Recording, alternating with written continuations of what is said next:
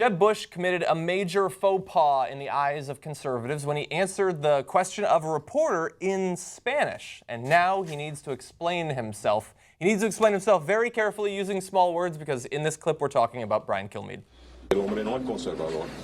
Se trata de personalizar todo. Si no estás totalmente en acuerdo con él, eres idiota o estúpido o que no tiene energía o bla bla bla. It appears he reserved some of his strongest punches back for the Spanish language, for sure.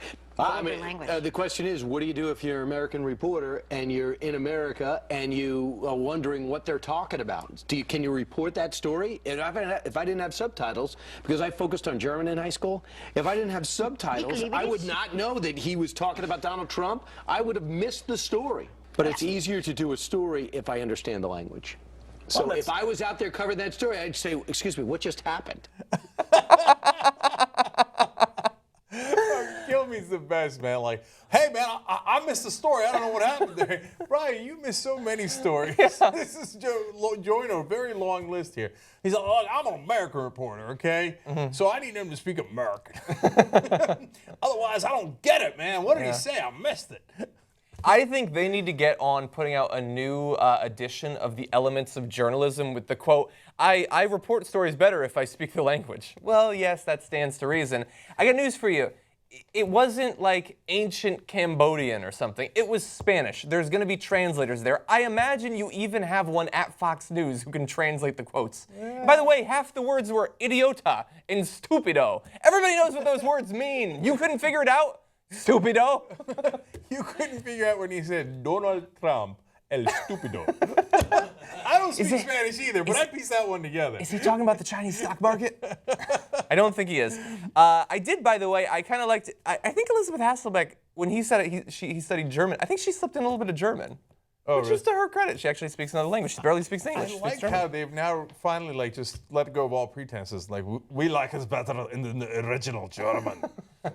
Okay, yeah, I see where you're going with this. That's a bit ominous, but true. Now, Bush explained himself against the attacks of both Fox News and also Donald Trump, who said he should set the example by speaking English while in the United States. How dare he answer in Spanish to presumably a reporter who speaks Spanish? Very briefly, Bush said that by answering a Spanish language reporter's question in Spanish, he was simply acknowledging the reality of America.